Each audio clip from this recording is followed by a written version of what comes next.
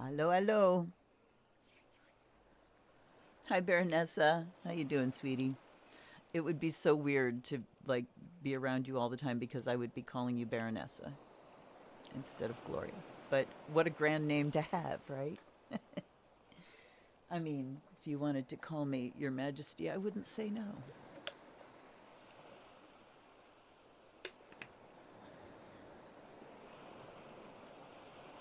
Who else is with us? Say hello, hello. On this beautiful, beautiful March evening where I am. It's soft. It's been in the low 70s today. And windows wide open, birds echoing through the woods. It's been nice. Hey, baby Joe. Welcome, darling. Who else do we have? Jump in, say hi, hit that like button, do all the things that you have to do. This is your, not your homework, but your crew work. It's hitting that like button.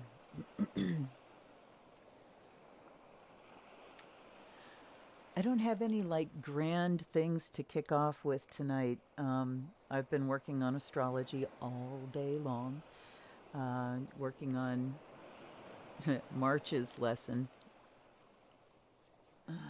I always, have ideas starting the next month's once I deliver the current month's lesson, and somehow I don't get going on it until halfway through the month. Anyway, and this is way more than halfway through the month, but I've been working on it for a while. Um, yeah, you can claim whatever you want.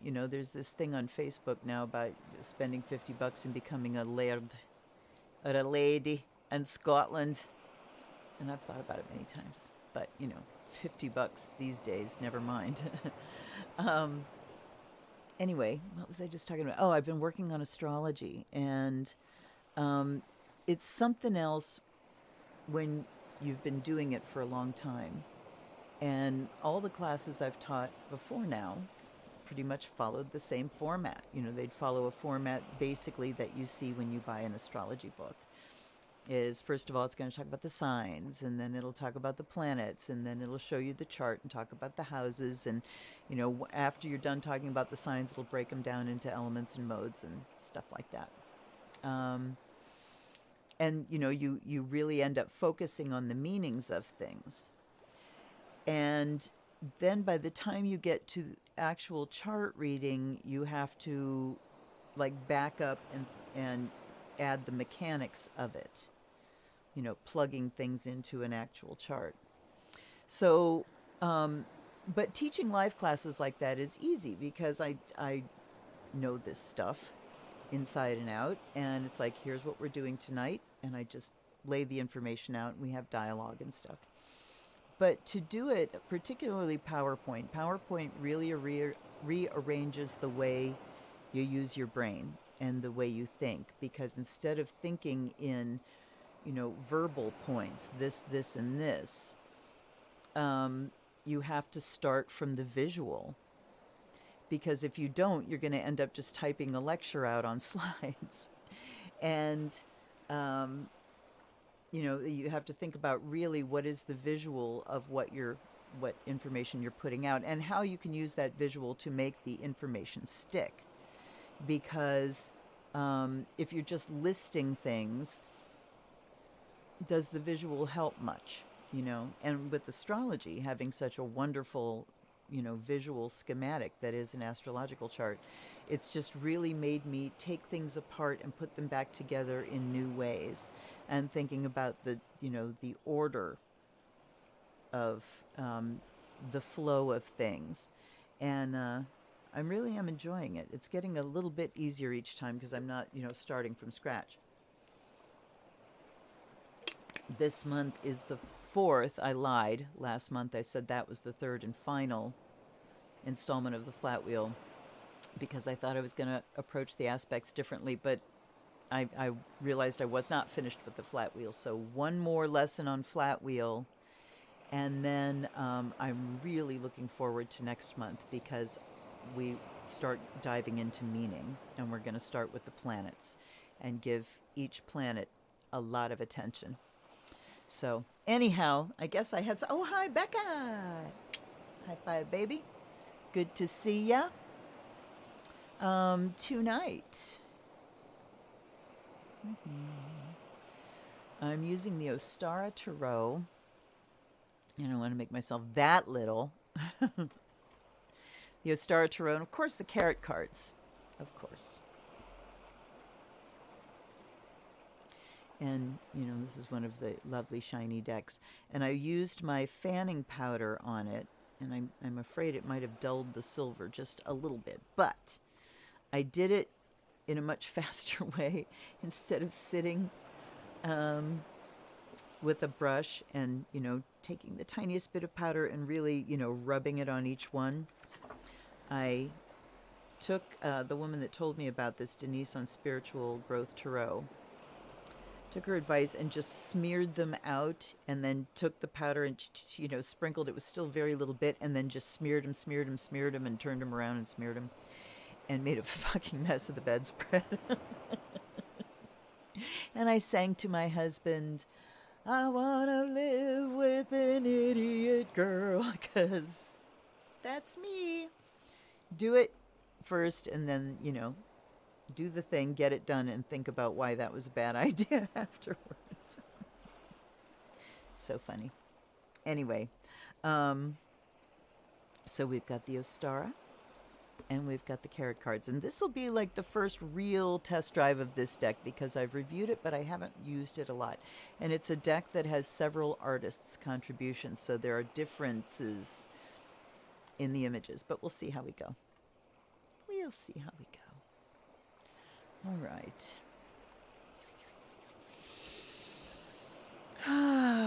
Down into the body.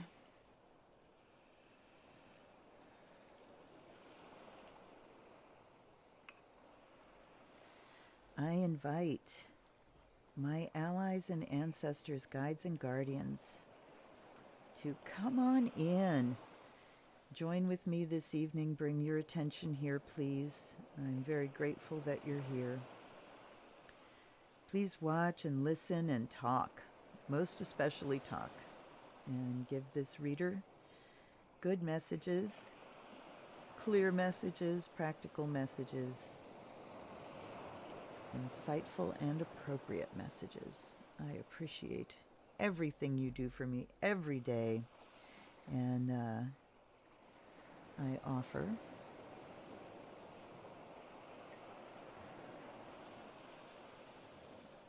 the fresh water, I offer the fire of Azrael,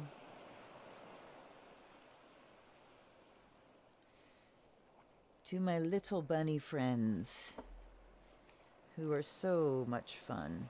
Uh-oh, do I have somebody flipped? No. Maybe I do have somebody flipped. The color is slightly different. Why, yes. Interesting, you can tell when these cards are upside down. Kinda? I mean, that one jumped right out. So, we shall see. It's interesting because these can be, they're very different, and they can be difficult to tell what card you're looking at. Oh, you know what? I didn't ask the dice how these readings were going to go tonight. So.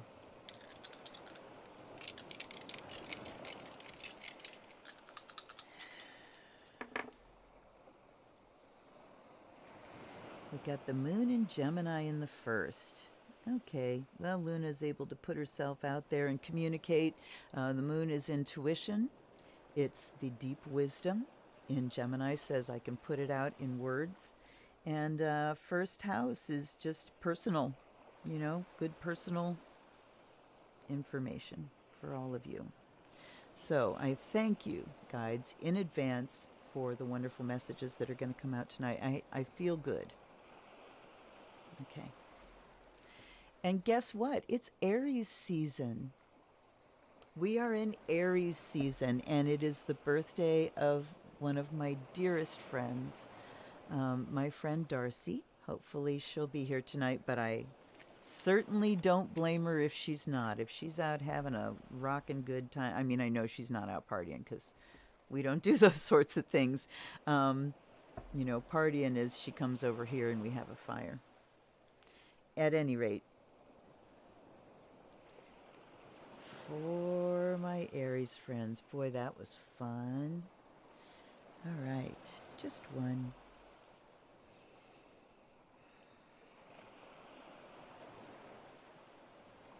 Pulling me over here.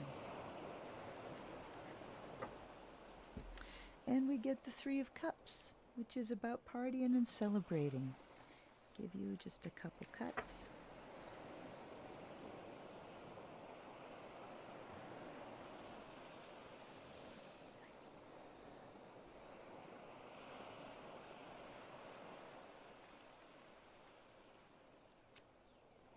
I think we're just going to do one of each, unless we need to do something more.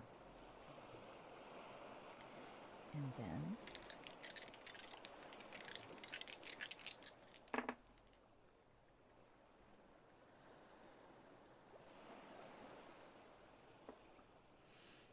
okay. All right, Aries. The Three of Cups talks about, I mean, you look at these women, they're in the water, their noses are under the water, they're holding these lovely little cups full of wine that are floating in the water, and they're vibing together. This is a card of celebration. This is a card of having something, you know, having a good time together. Just going, yeah, this is great. So this week for you, Aries, there's going to be some good times, and the burrow is safe landings, happy ending. Not that. Stop it, you filthy people. It's, you know, a good ending, home safe and warm. So it talks about accomplishment, a lot to celebrate for you this week, Aries. And we have Venus and Virgo in the 6th. Venus is pleasure, sensual pleasure, everything that feels good, right? And in Virgo is discriminating about the intake of things that feel good. And just, you know, discriminating meaning having an eye to health and having an eye to being particular. I'm particular about what I want, this, that, or the other. And the focus here is 6th house. You know what? I think I'm going to start going to the house first, because that gives us a context. Focus is 6th house, which is health and service. So this week, Aries, you might actually derive some pleasure from giving service in some way, from the work that you do, from serving. Think about what you love about the work that you do. And this doesn't necessarily mean a job. The work that you do, the vibe that you put out, because that's what service is. You know, what role do you fulfill in society? But this just talks about loving what you do, making sure that the work that you do, even when it is something that you make money from, is something that, if it isn't just like, this is the thing I love doing most, at least make it the thing that I bring my love to. And I know that can be difficult if you're working a shitty job. So you start with self-love, loving yourself into, you know, I'm going to take the best care I can of you so you can do this work and take care of us in return, right? Okay. So, safe burrow, stuff to celebrate, and work that you love. Sounds like a good week, Aries. All right, just a couple of cuts. And now we move on to Taurus.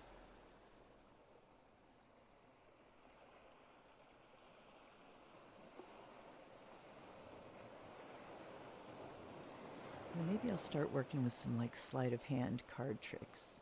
I wonder if I'd be any good at that. Because with my Mercury in Virgo, okay, more astrology stuff. Sorry, Taurus, you have to wait for a couple seconds here. Mercury rules dexterity. It rules the hands, specifically through Gemini. Gemini rules the hands as the part of the body. It rules things that come in pairs, like your eyes, your lungs, your hands. Not your feet, though, that's Pisces. And so Mercury in your chart will show your dexterity.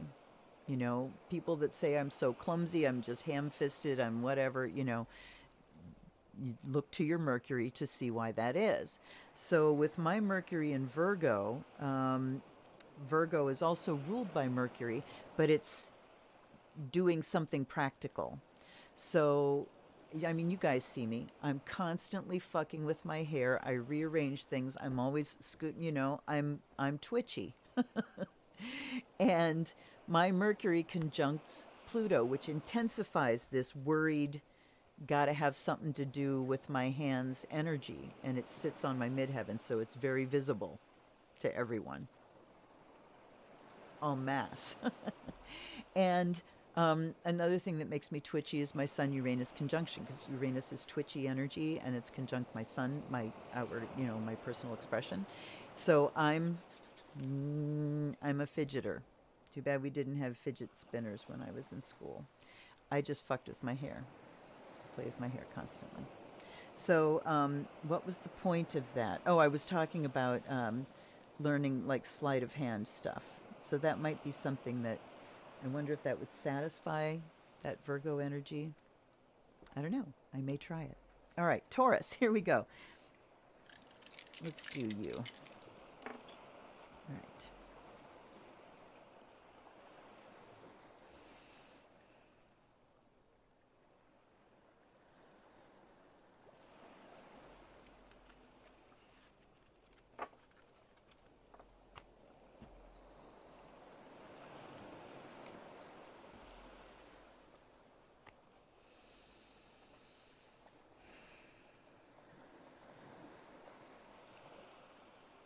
You.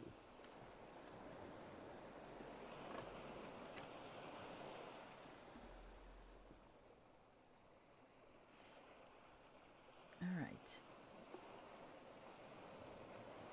So off the bat here, I will talk about seventh house as a context, and this is committed relationships. It's also known enemies. All right, people that you are connected to, that there's some sort of tie with, bond with, whether that's through, you know, bad blood or marriage. But people that it's chosen. It's not blood relatives, it's chosen. Okay. So here we've got the Seven of Wands, and it talks about climbing, taking responsibility, grasping the things that are in front of you and kind of competing, climbing the ladder. It can talk about a little bit of overwhelm because we just keep going up and up and up and up. So perhaps we need to park and take a breath for a little while. Tap out, tag team. If you're, you know, finding yourself getting overwhelmed or too much coming at you, see what partner if you got a partner you can tag. Can you just like do whatever, you know, I don't know, hand them the vibe of responsibility while you flake out for an hour. Sometimes just knowing that somebody else has said, yes, I will take care of everything, allows you to, you know, unplug for an hour or so. Lawnmower is temporary blindness. And I think it's really kind of hilarious when you think about lawnmowers from a rabbit's point of view. And you think about rabbits down in their little hole and what a lawnmower would be like. It's like, oh, what was that? You know, big noise and shadow goes over and ah. So practically, though, it talks about just taking time to think about things that are happening this week rather than just, especially if you're getting swept away with with enthusiasm of, oh yeah, I really want to do this, you know. Stop and think, because this says there might be that kind of temporary blindness that makes you misstep or makes you take on too much, you know, say yes to too much. And maybe it's a thing where it's time to come out of temporary blindness and see what you can say no to if there's too much, if there's overwhelm. Mars and Gemini, Mars talks about a lot of energy this week going out in multiple ways. Gemini is variety and more than one. So, for instance, like if you see Gemini on the seventh house cusp, it can mean more than one marriage, more than one committed partnership, things like that. So, a lot of energy going out in a variety of ways, Taurus. Beware of taking on too much this week in the name of progress, you know? And stop and think, make sure you're seeing things clearly, and make sure you reach out and tap a partner to help with the load if it starts getting overwhelming. Okay, Taurus. Hi, Marcy. Okay, ooh, let's see who else is here.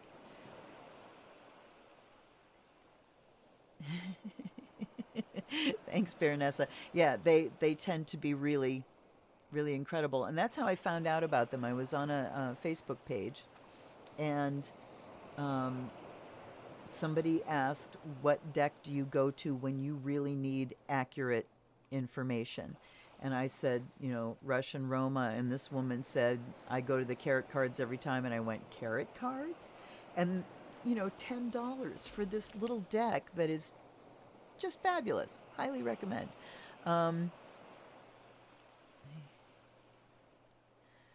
Yes, you're on time for Cancer, Marcy. Okay. Reset. Oops. Okay. I think we're going to take a second. Let's do these first. Gemini. Okay.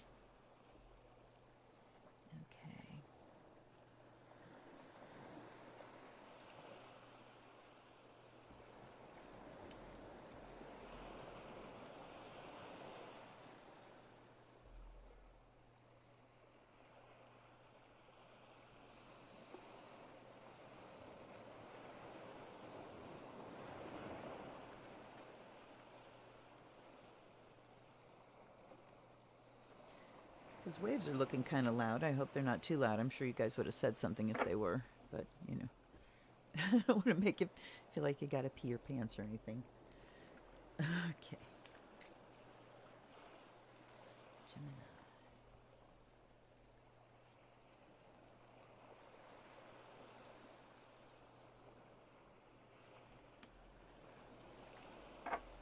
And what I've started doing, and this seems to be really working well, is that, you know, instead of just sinking into my body and waiting for something to happen, is I'm visualizing the sign symbol in front of me, and it seems to take me straight where I need to go.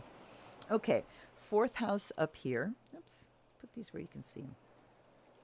We have South Node in Virgo in the fourth house. Fourth house is home, the home front, home and family. And okay. So we have the Queen of Cups here and the Ten of Cups. So for you, Gemini, it's all in the realm of emotions this week. Time to really take care of feelings in terms of your relationship. Express how you are feeling. And it brings you closer. It brings things closer. It can also be time to just address some feelings internally. There might be something to work through here because slow dog is minor danger. Okay, so there might be something that comes up here that we just need to deal with, some emotional stuff in the caretaking of a relationship.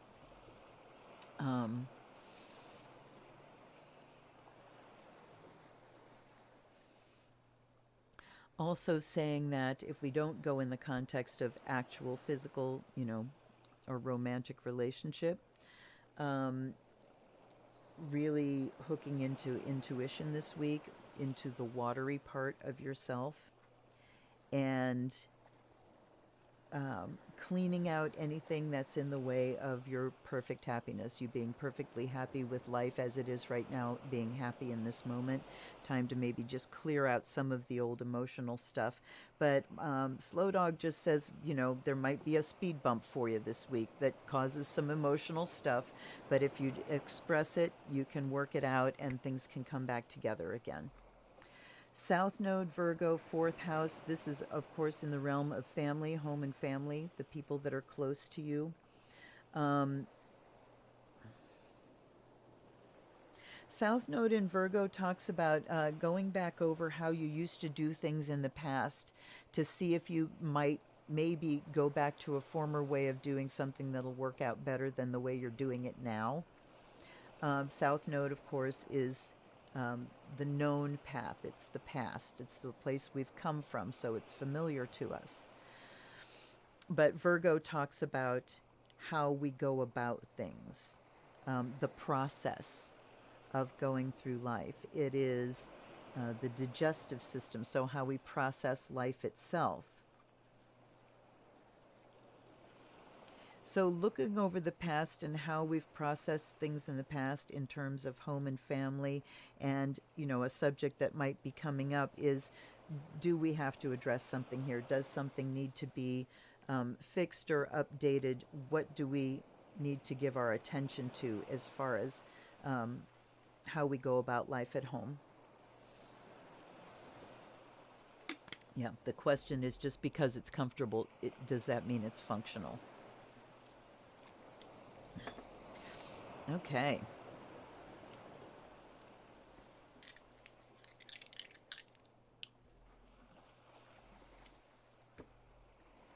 Cancer.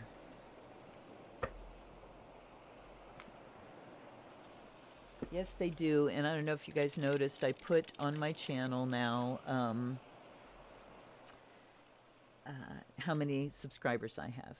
And I was at like 938 this morning, and it's definitely done an uptick in how many subscribers I get over a month's time.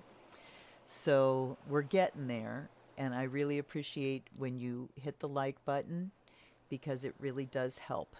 It really does help. And as the spring energy kind of takes over and I start feeling myself getting enthused about what I do again,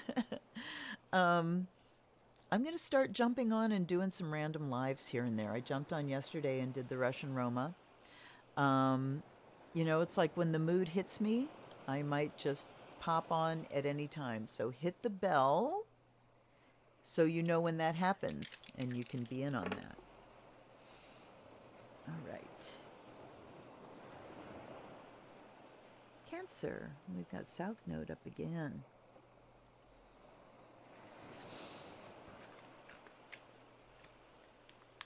Sorry, don't mean to burp in your ear. It just happened.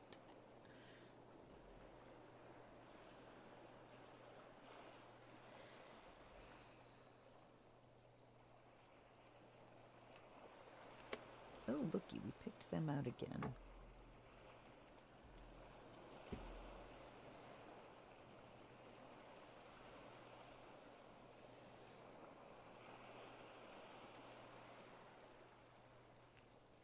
They said right off the top.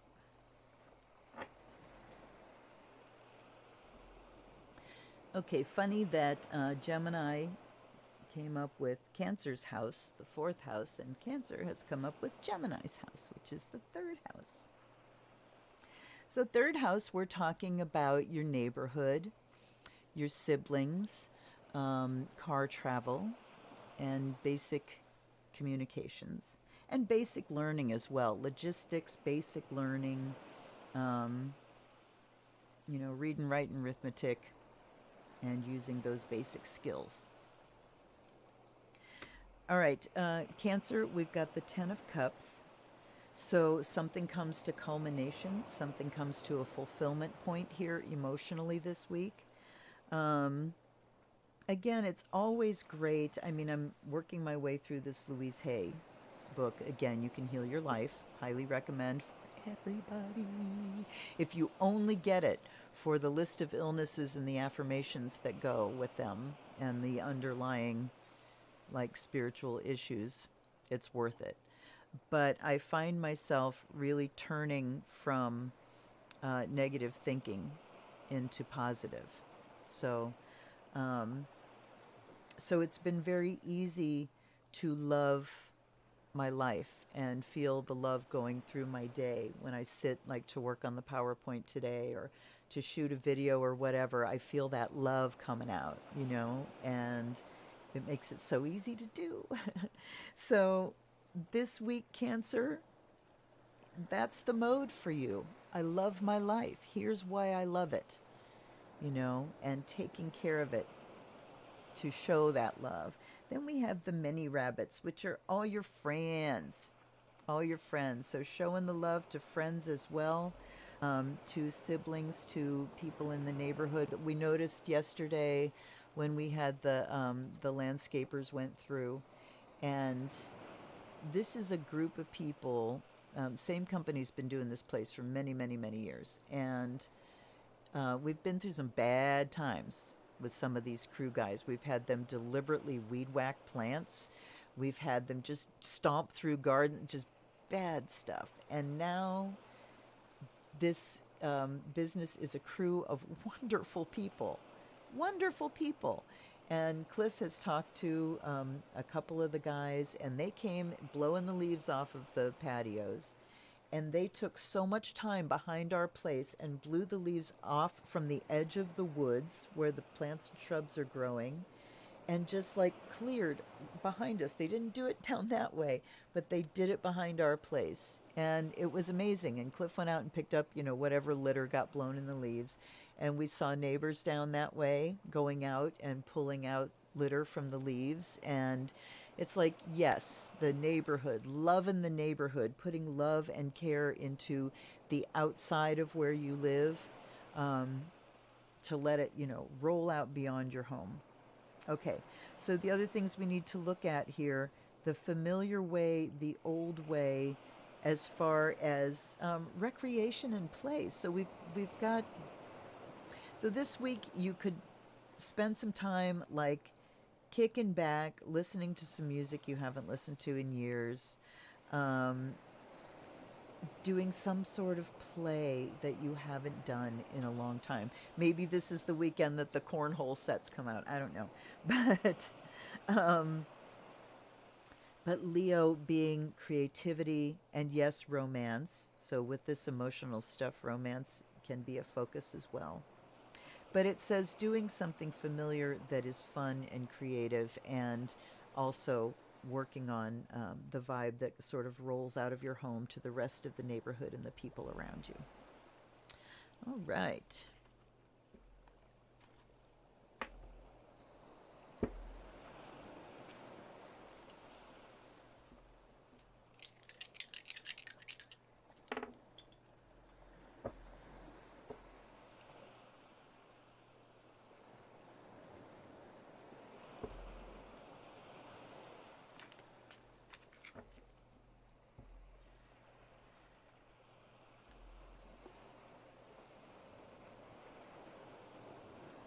Okay, Leo.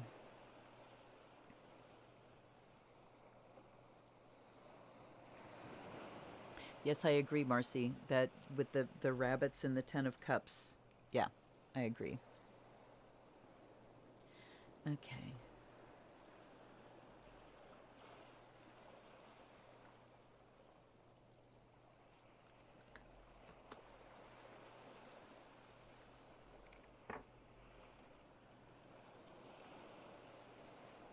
Lots of cups coming up.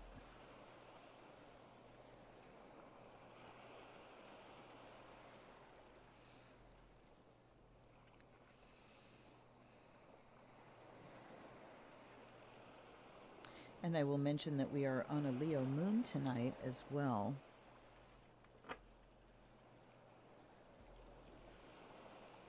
Okay. These two images are interesting together. Put these where you can see them. Second house for Leo. Second house is your possessions, your values, your material goods, what you value, what you find value in, and it can be self-worth as well.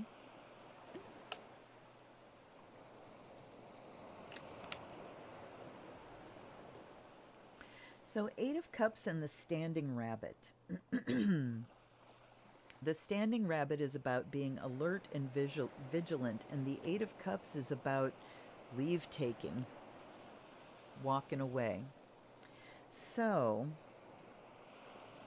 all right, let's put these two together, if we can.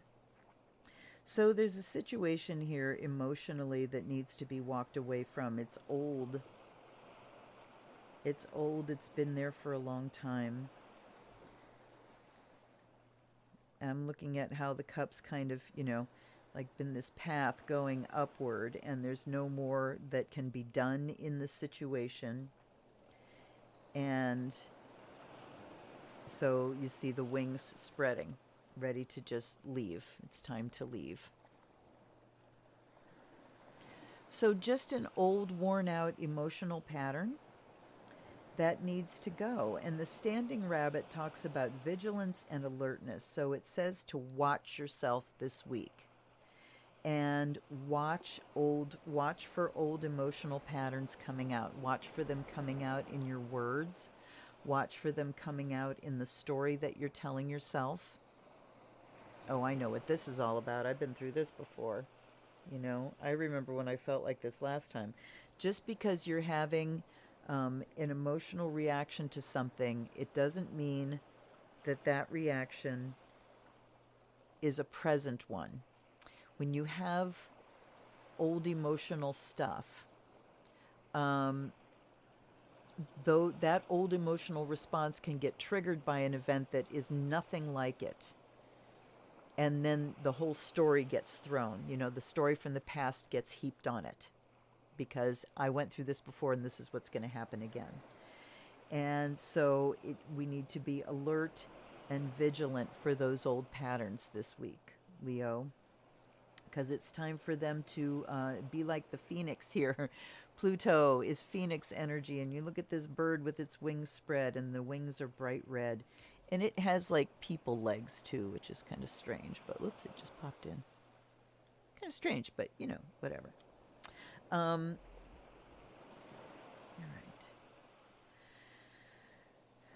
Pluto in Libra. Libra talks about negotiation.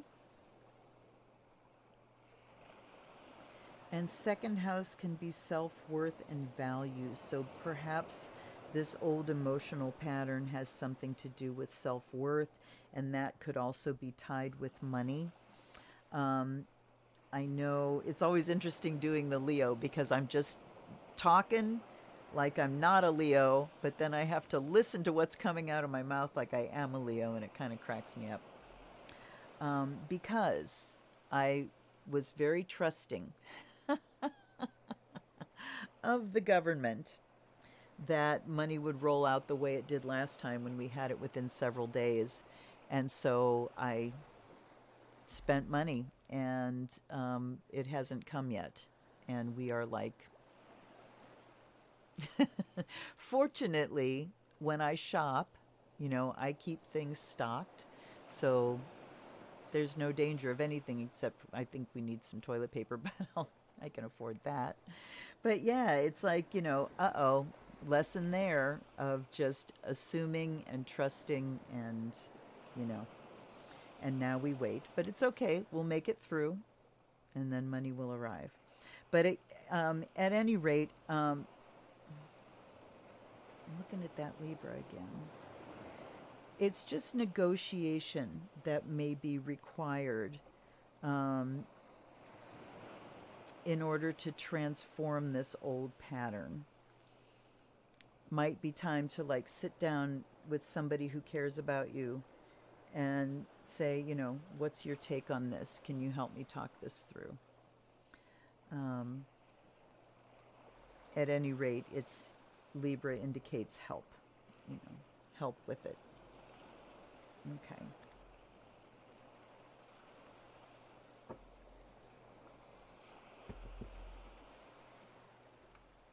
Right.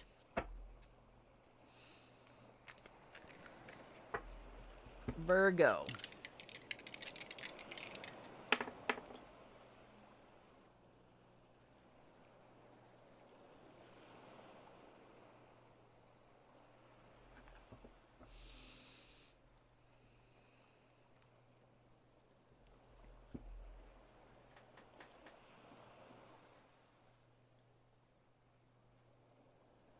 I see your comment, Marcy, about loving your retro music. My son is at his partner's house right now and gonna stay for a week. And because I mean everybody's getting vaccinated, it's amazing. Um, which means we have access to his turntable and his stereo that now functions like an actual stereo. So I think my husband and I might have to go digging in his closet and dig out some old albums that we don't have, music we don't have digitally, and have some fun. There's just a different sound with vinyl, totally different sound. And so, yeah, raid my son's room and use his record player. Did I tell you we came across like 5 copies of Led Zeppelin 1? There's at least 4 copies of Dark Side of the Moon. Um, so many albums. Ridiculous. Okay, Virgo, here we go.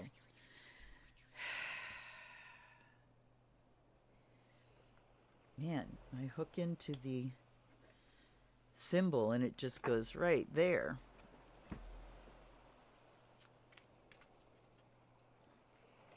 The Fool, Virgo. That was pretty raggedy. All right. It smells like a summer night. It's going to get too cold tonight, but I should be able to keep the window open until I'm done here. All right. Put things where you can see. Virgo is 5th house focus. This week, that is fun, romance, children, and speculation. Lottery tickets and stuff. We have the Fool and Rabbit feet. Okay. So Rabbit feet talks about standing on your own 2 feet and really standing strong in yourself, being self-reliant. And the Fool talks about going off on something new. So, okay. The Fool is being wide open and starting off on something new without any big goal in mind, just the newness of an adventure. And we've got the 5th house, we've got the sun here, all about having a good time and play here, Virgo. So stepping back a little bit from the work, the wonderful work ethic. And the Fool says, just, fuck off for a while and have a good time. And the Rabbit feet says you can rely on yourself to, take care of things, to take care of your responsibilities. And it's okay to just, go off in a different direction just for a little while, just to take a break. It also can be saying that it's time to, that adventure could be of a more serious nature in terms of really relying on yourself, on your own income, on your own resources, rather than relying on someone else. It's always a good idea to have the plan in place of, if you have shared incomes, to spend time thinking about, what if I didn't? What if we didn't? And just think about how you can, not worry, but think about how you can do things like trim down your expenses or enhance your income, stuff like that. But with sun in the 5th house, it says time to get out in the sun and have some fun. And Cancer in the middle there says as a form of self-care, as a form of nurturing self-care, is take care of yourself, kick off for a while, maybe take a self-care day from work, have a sick day where it's just really about, I need to dump the load for a day and have some self-care. And that feels like a brand new thing to you, Virgo, because you can be the workaholic. You and Capricorn can be the workaholics.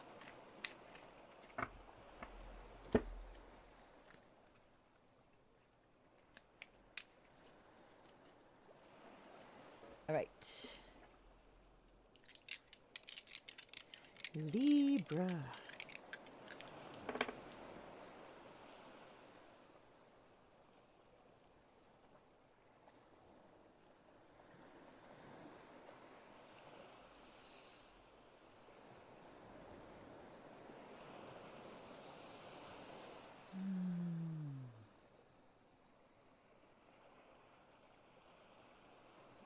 They said from the heart.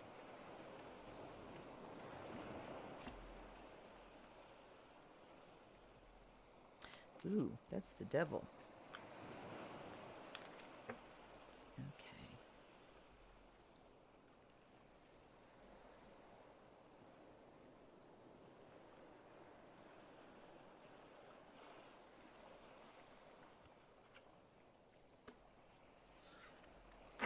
All right. We got the devil and the carrot. So for you, Libra, it's time to really take a good look at how money has got you by the short and curlies. Right? Because the devil usually denotes something that has more control of you than you have of it, and carrot talks about wealth. So, time to bring things into balance as far as the focus on money, what resources you really have, how much stuff do you have versus how much you like taking care of all that stuff. You know, all of these things, and thinking in terms of spring cleaning, Libra, being willing to really let go of things. And since I put up all those prayer beads on Facebook Marketplace, once you get into the pattern of, posting things to sell, it goes very quickly and very easily.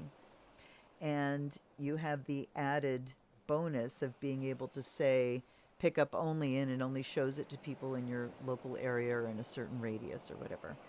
And you can do, put stuff up without thinking about the trouble of a yard sale if you have things that you think might go quickly and easily. So but also think about, if you're hanging on to some things because of what they're worth, it might be time to really check yourself on that and remember that things are only worth what people are willing to pay for them. And is what people are willing to pay for them worth the care and maintenance and the, wear and tear of going through selling? So, because I'm coming to this because the devil just says it's time to set yourself free in some way. There's something that's a burden, something that is imposing limitations on you, and you need to set yourself free. And the carrot card says wealth, says that you have enough. So maybe what you want to, what's keeping you under control is the idea that you don't have enough. So time to start thinking about the concept of enough and what that means and what it is. First house is the focus here. So we're talking about you personally. So we can also be talking about self-worth here. Old ideas that limit your feeling of worthiness, and if that gets in the way of you making the kind of money that you need to make. We've got Jupiter and Taurus in the first. Jupiter is generosity and expansion. Taurus is practical and material. So here it's saying, what can you give away maybe? Think about just lightening your load and acknowledging that I am wealthy in that I have too much stuff, and looking at maybe how you can be terribly generous and give these things where they're needed. Also talking about giving of yourself and your time. Sorry, I got something in my eye. Yikes. Because first house is you personally. This is also saying beware of eating too much because you would gain weight. Jupiter is the expansion principle. Taurus is, the material and food. And first house is what you look like. So you could expand by consuming too much food. Um, but let's go back to if I don't know if anybody else has time banks where you live, but we have a time bank, and it's now the Crooked River um, area time bank because there are several time banks that are kind of in a network together. And an hour is a unit of exchange, and people can come over. You have time credits, and you get on the website and you say, I'm in search of somebody to come over and dig out this garden bed. And somebody says, I'll do that for this many time credits. And you just pay, in time and effort. And people also have goods to sell that they'll take time credits for. But it's a big, kind of bartery, tradey, community servicey, wonderful, wonderful thing. And that can be something you could get hooked up with where you do get paid in time credits, which are valuable, because you can trade them for other things. But certainly, Libra, time to set yourself free in the monkey that's been on your back here. You are worthy, and you have a lot of gifts to give.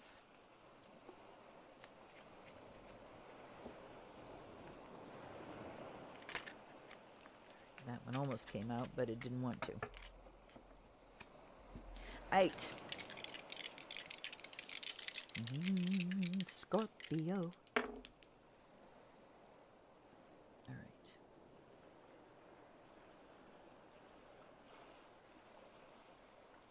Pluto and Gemini in the 4th.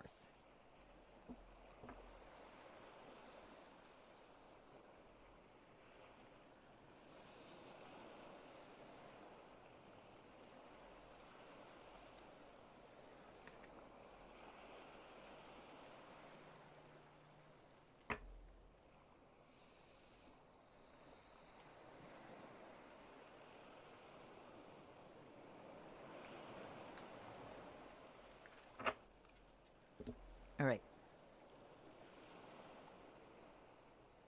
So we have the King of Coins and Dew on Grass. And then we've got Pluto, Gemini, and 4th house. 4th house gives us a context of home, physical home, emotional home, people you love, people that are in your home and of your family. And, all right. Okay, for you, Scorpio, the King of Coins talks about cautioning that you don't get so materialistic that you really lose sight of what's really important. You see the king here with his antlers, and they are just so heavily hung with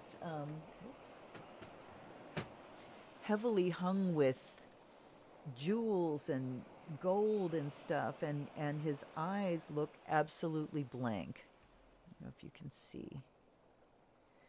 So it talks about just this focus on, the externals like that, to where you're not really seeing what's really, worth.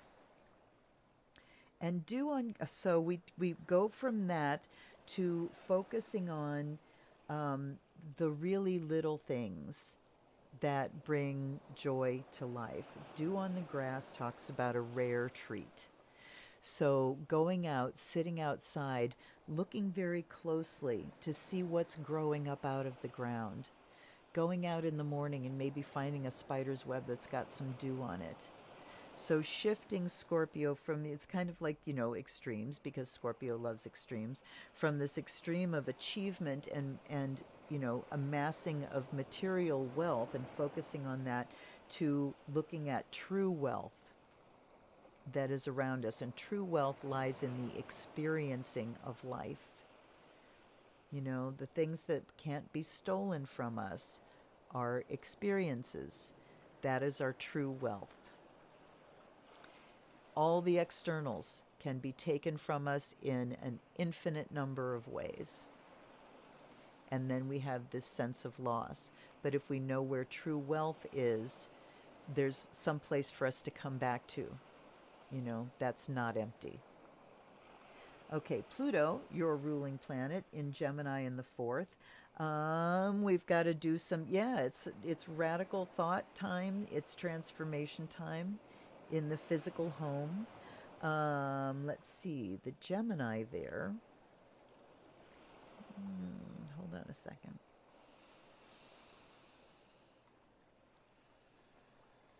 It's certainly about communication.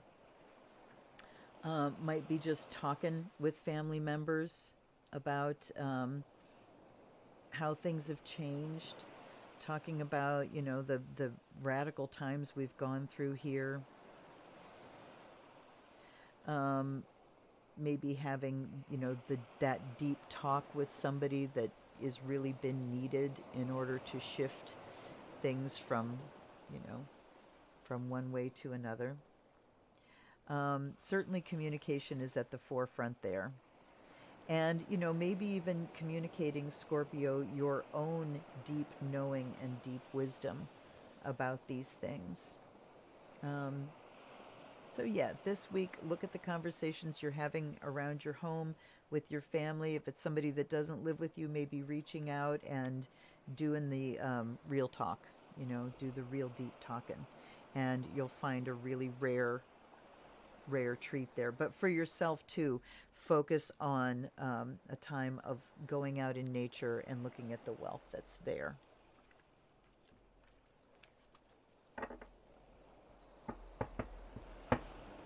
How we doing?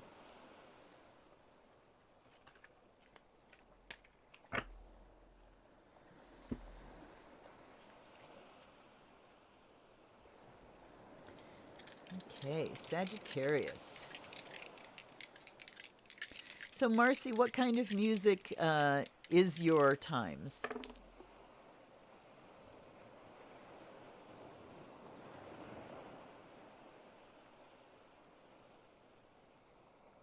Can you see him? All right. Sag.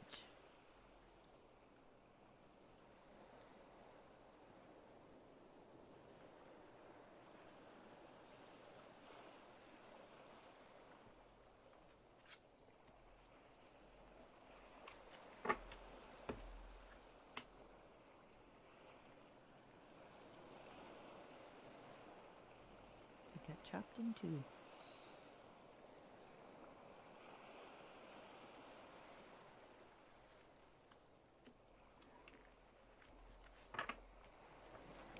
Oopsie. All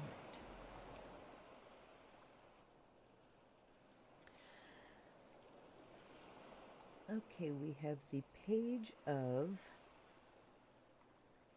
Which one are you, dude? It can be really hard to tell. Oh, cups. Okay, I see cups at the top there. It can be hard to identify the suits with these cards. I see all these foxes, and it's like, what's the suit of foxes? I don't know. But then there's little tiny cups up on the thing there. So this is talking about just joy and delight, taking delight in something. They're screaming at me one more.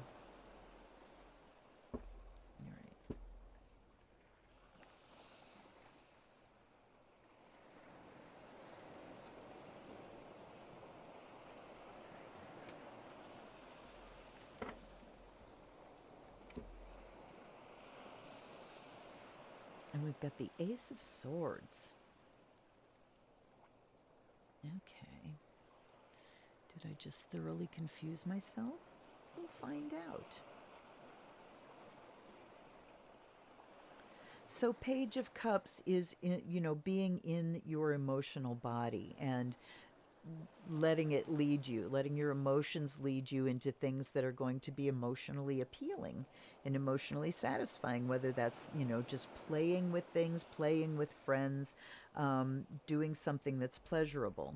And then we have the Ace of Swords here, which to me, aces are always a beginning, and the Ace of Swords says a beginning because of something that you cut loose. It can also talk about truth and telling the truth.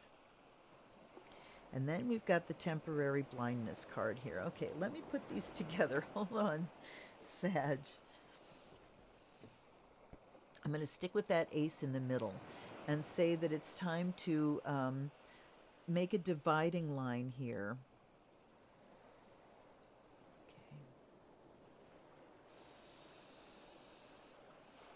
Okay. I don't know, I'm going blank. Hold on, let's go up here. North Node is forging a new path forward. North Node in Aries particularly is time to try something entirely new. So the Ace of Swords here is, yes, it's time to break with the old and start something entirely new this week. And this is centered around second house, which is money and values. All right, and material things. So either a new way of earning money, a new way of handling your money, something that you've never done before. That's the North Node. In Aries, something that's courageous, something that takes a little bit of, okay, I'm going to take this step. So this can be something that you've been thinking of for a while. It's something to do with money, and it's time to take that brave, that courageous step. And please know that there are a lot of things that we cannot know how things are going to work out until we start the process, until we take the first step. So that's what that's talking about here. And the Ace of Swords says just make sure, make sure you've got your eyes open about it. Make sure you have all the information that you need. This talks about the truth. This is temporary blindness. So we want to, no matter how much of a great idea it is or how emotionally appealing, just stop and make sure that you've got all the information you could possibly need. And that's the basis that you move forward on, not a wing and a prayer, okay? Or just hopeful, yes, this sounds like it would be the greatest thing ever, all right? This can be enthusiasm, talking about being enthusiastic about doing something new. But the temporary blindness thing next to the Ace of Swords says you need to make sure you've gathered all the information on it. So this week might be the time for the information gathering, finding out everything you need to know so that you can take that first courageous step forward. And this could be, you know, if you're thinking of purchasing something like your first car, your first other big ticket item, opening a savings account of a certain type, whatever. It's just time to gather all the information and not just go on a good vibe, but go on good, solid information.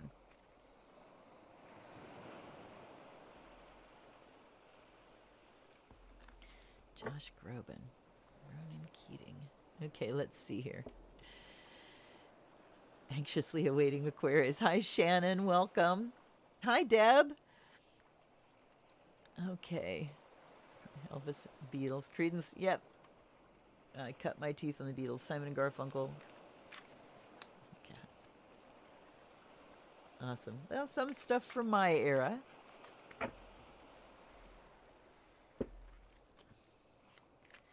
All right. Capricorn. Oops, that was Taurus that was up.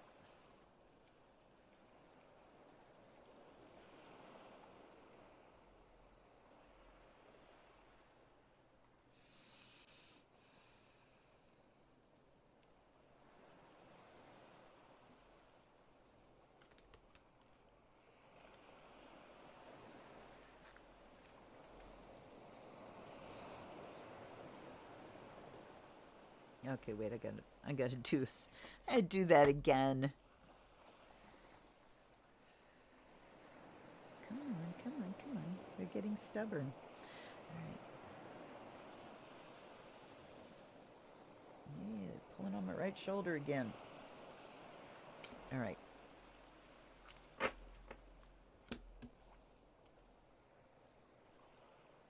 Capricorn, look what shows up for you, the goat.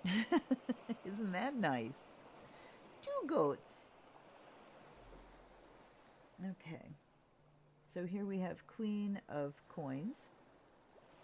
And then we've got apples, which is a windfall. All right, Capricorn, this week is deciding how we're going to spend the windfall that's coming in, how that money is getting taken care of. And Queen of Pentacles says, how can I take what I've been given and make something more out of it?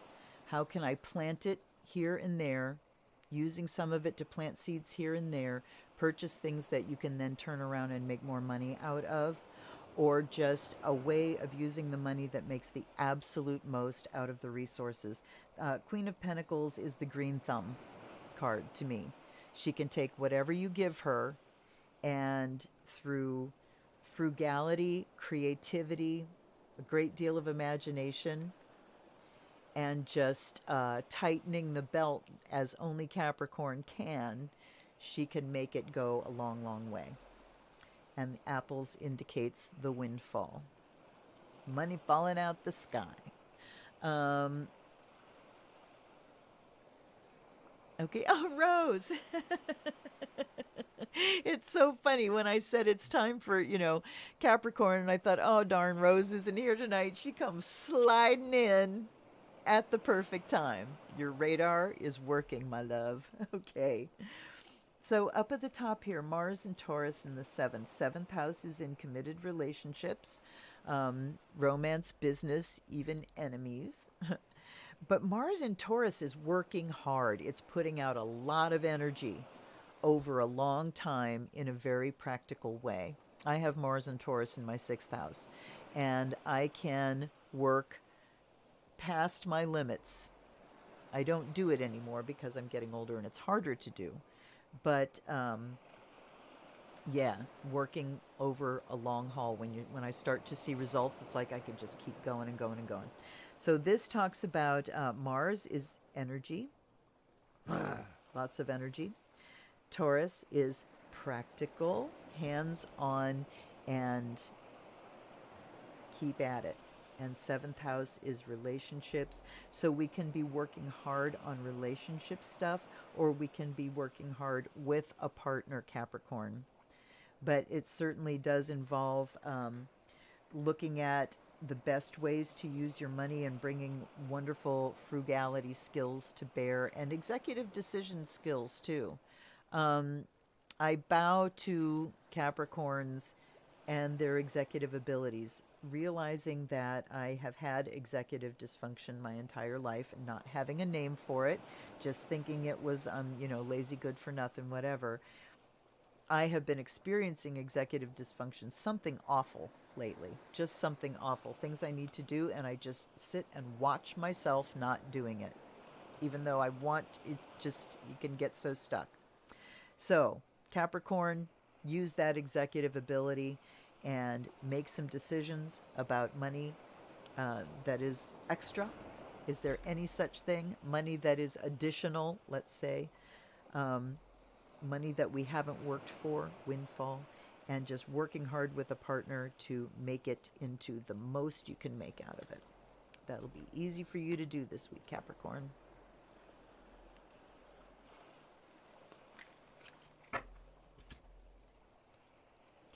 Okay, Shannon, here comes Aquarius. Where you at? You still there? Shannon Primo. Whoops.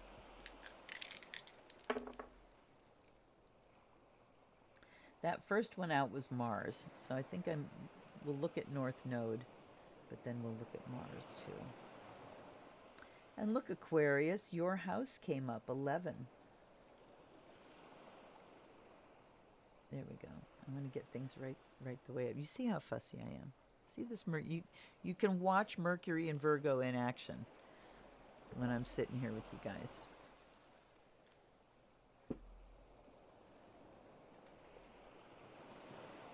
All right, Aquarius.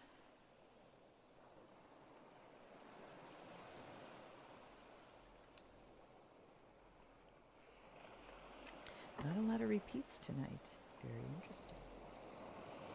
All right. Ooh, I left half of it. Come on, bunnies.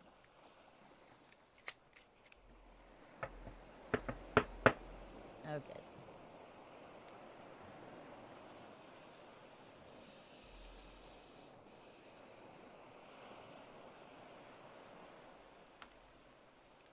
over there.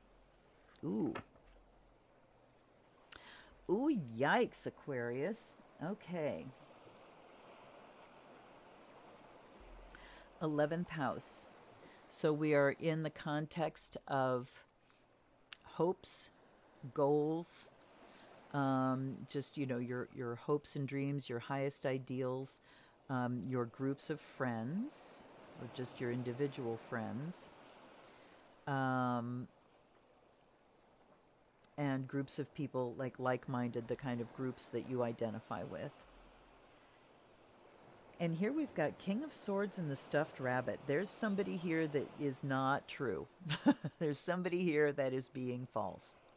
So Aquarius, look around you. Time to be very discriminating about the people around you and the things that they're saying, proposing, whether they're, you know, worthy of being a friend. And actually the sense that I'm getting is somebody that kind of comes swooping in that's like, suddenly, wow, my closest friend, but you don't really know them that well. So King of Swords can talk about discrimination, really. It can also talk about harsh judgment. But the Stuffed Rabbit here says false person, somebody that is being false. So I'm thinking that the king here says that we really need to be discriminating and truthful with yourself as to, you know, what's really going on. Hold on one second. I want to see what this deck says about the King of Swords.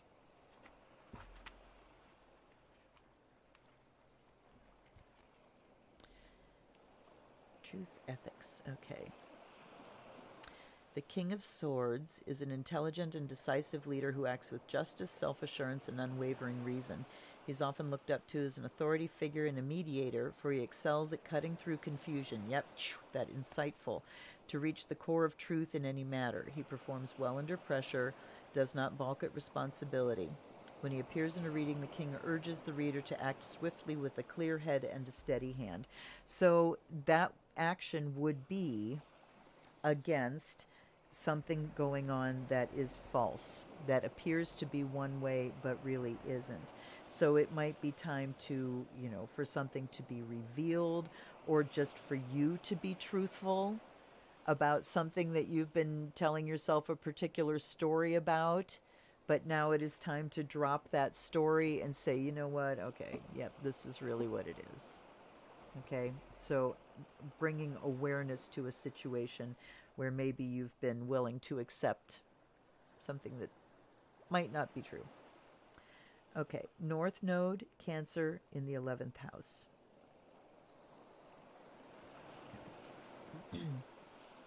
So this talks about taking the karmic way forward. And was it just now that the Mars dropped out too? Yes, I think it was Mars, and then I rolled and got the North Node.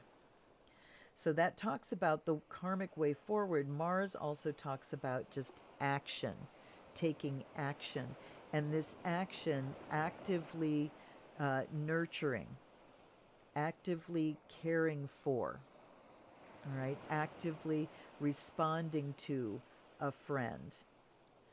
Trying to put it all together into one thing here. It could be, actively responding to a friend that is talking about, betrayal or something that happened to them, and you're able to give insight. You're able to help them and say, here's what it looks like from my side, okay? A lot of possibilities there. Definitely a lot of possibilities there. But certainly, I'd say the vibe that's consistent with all of those possibilities is something that's false being brought into the light of day, being called what it is, whether it's you disillusioning yourself or someone else. There's something here that comes to light for you this week.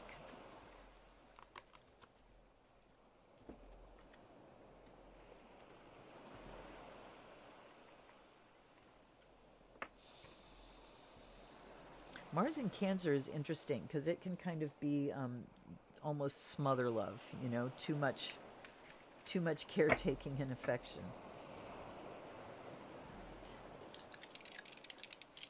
Pisces.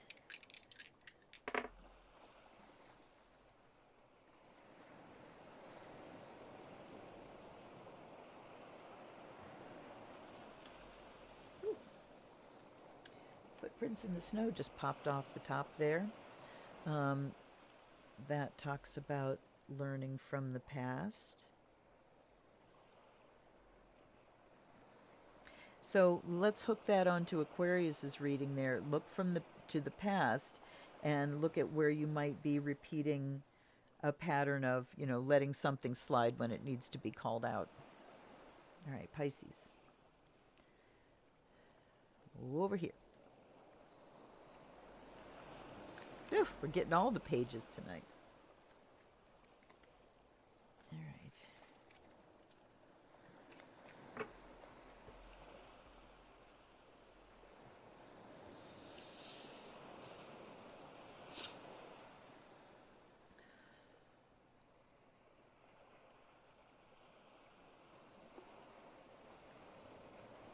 Come on. All right.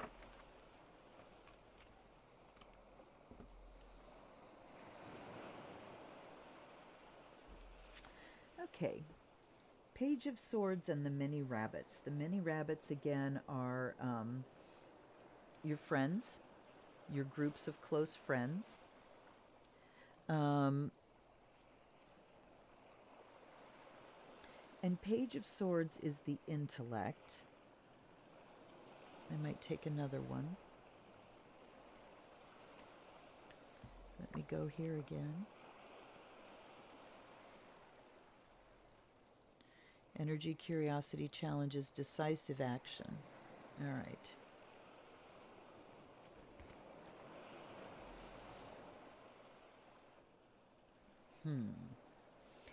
All right, we've got Pluto and Libra in the 8th. 8th house is about sex, death, and taxes, but also about, let's look at it in terms of how you get your needs met. It's other people's resources. So why do you give a shit about other people's resources? Because it's what you need from them. You know, it's how other people support you with their resources, whether that's emotional, financial, whatever it is. You know, we usually think of second house as my money and 8th house as your money. But I like to broaden that because it is the natural house of Scorpio, which is a water sign. So we're talking about emotional needs too.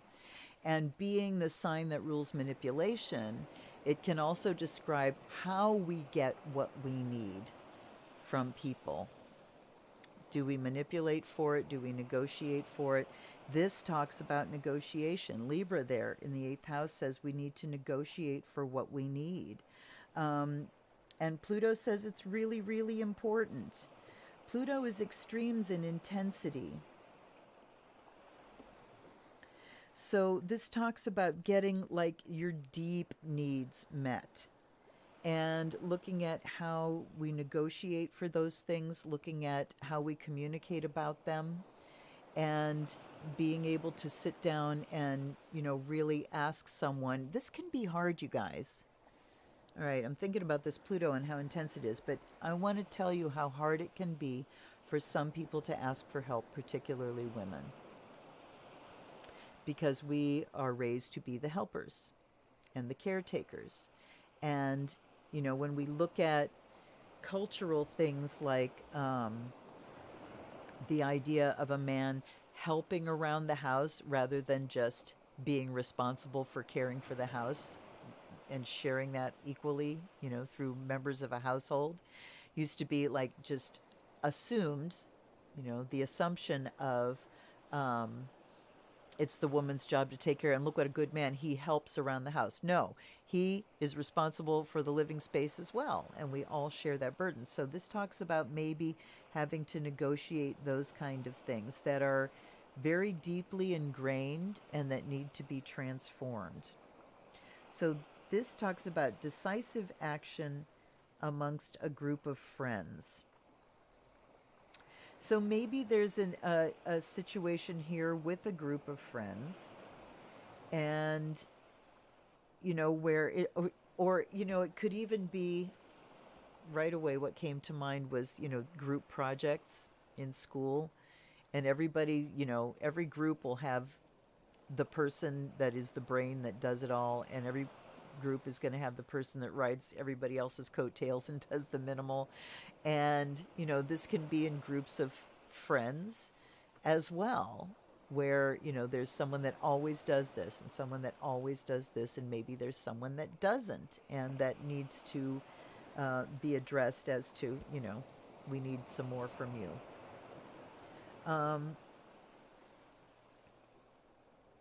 So it just says decisive action.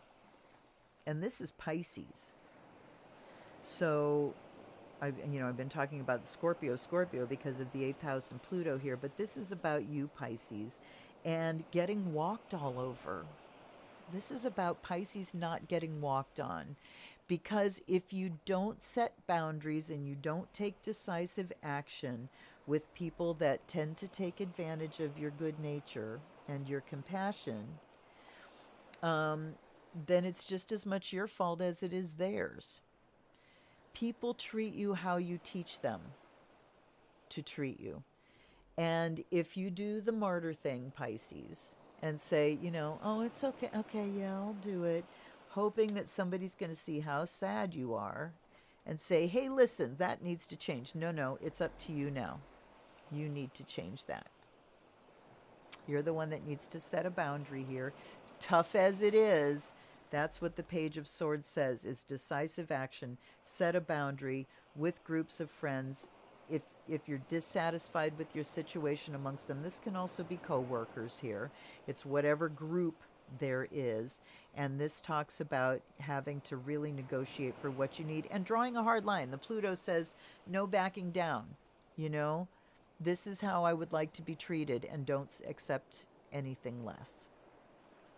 Okay? That's what I got for you, Pisces. All right.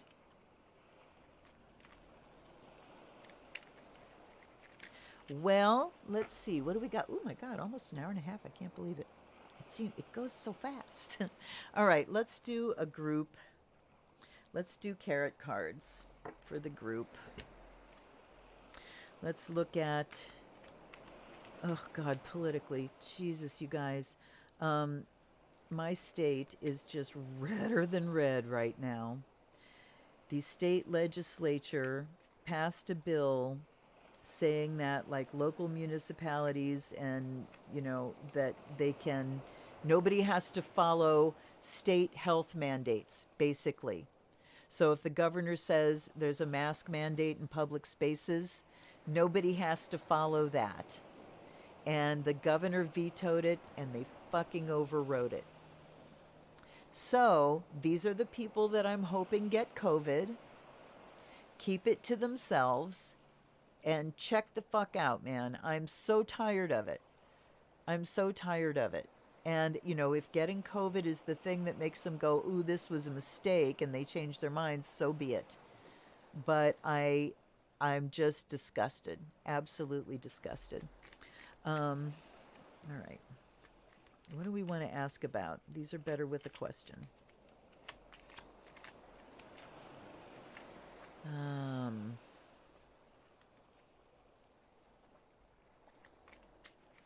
Well, I want to know, I'm just going to ask a personal one.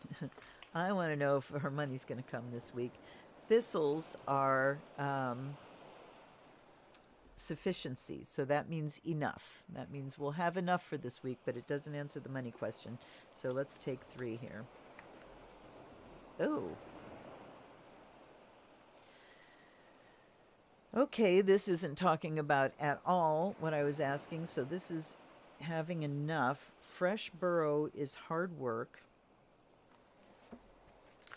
Hawk legs are high risk. And hawk in the sky is mortality. But I need to look at them in the 3-card context. So this is where I have to look up. Hard work, endurance, peril. All right. Well, not a question that I asked, but hard work and having to hang in there, just endure. And 20 says peril, which means if we don't have it, well, if we don't have it by the end of the week, it'll be payday again. So I'm just not worried too much. All right. Let me take something else and let's get a specific question.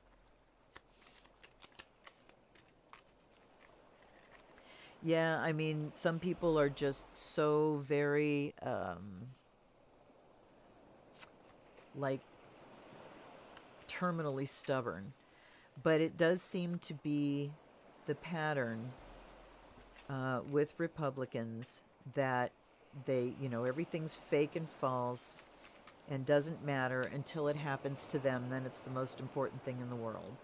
So they're like, I don't want to wear a mask. I don't want to blah, blah, blah. And then going through a round of COVID might, pull out the, oh my God, I was so sorry. This is awful. I don't know why, wouldn't want anybody to go through this. Maybe. Okay. Tell us about the new job opportunity for Rose. Is this, just tell us about it. You want me to go one more time through. All right. Ooh. All right. The hoe is disruptive change.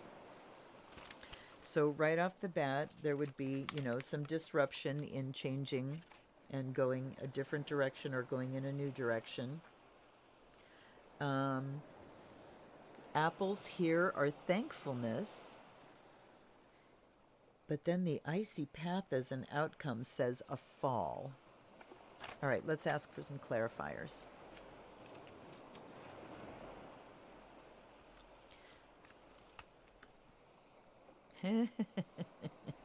There's something unpredictable about it and something kind of mysterious about it. This double carrot is weird because the butterfly stands for mystery, rainbow stands for the hidden world, and the double carrot is mystic, the mystical. So it's like, okay, is there something spiritual about this opportunity? But the child with greens is unpredictable. It says it's something unusual and unpredictable. The apples are a windfall. Okay.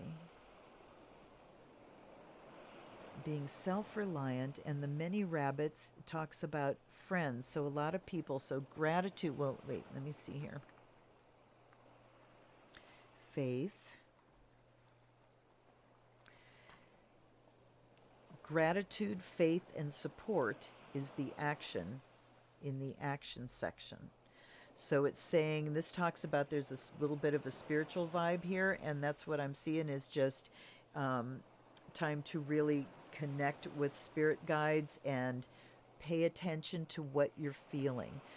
Ask about this job and then just be in your body. How does it feel? Do you feel things opening up? Do you feel things closing in? That's going to be a big clue.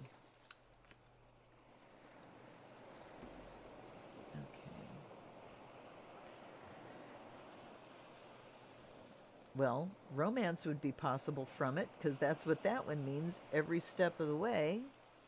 But this talks about a fall. The icy path is treacherous.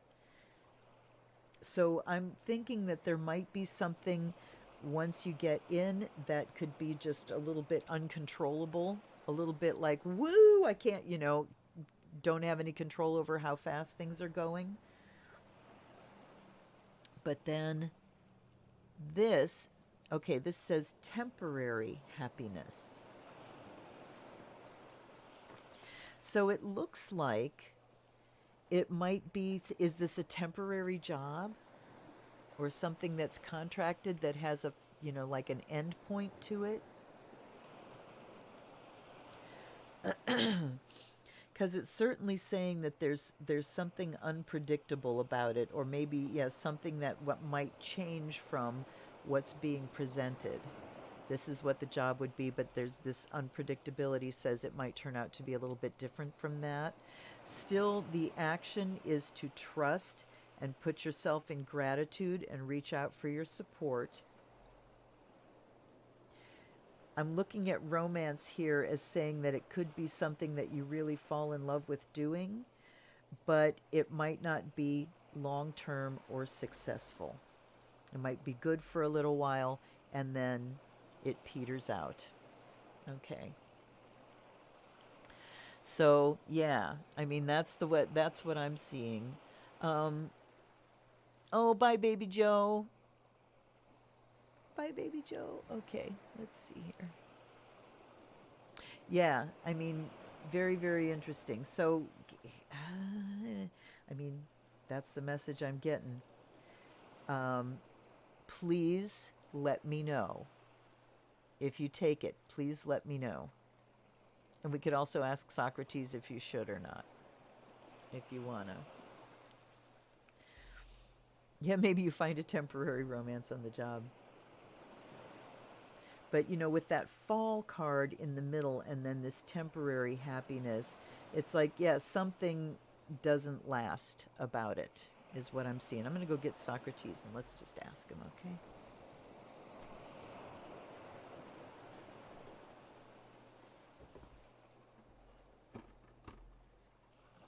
Okay, you ready?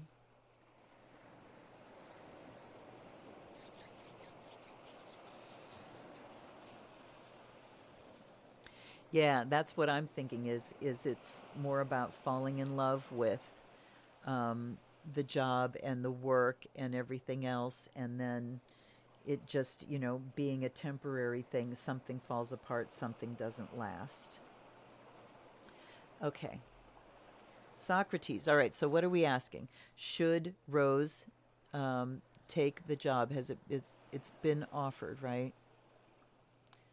Job opportunity that's come your way. Okay. So are we asking, should you take the job or will you get the job? I need a question clarification.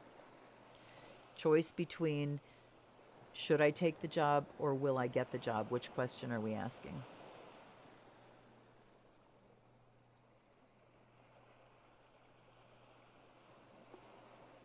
I just saw the question go over.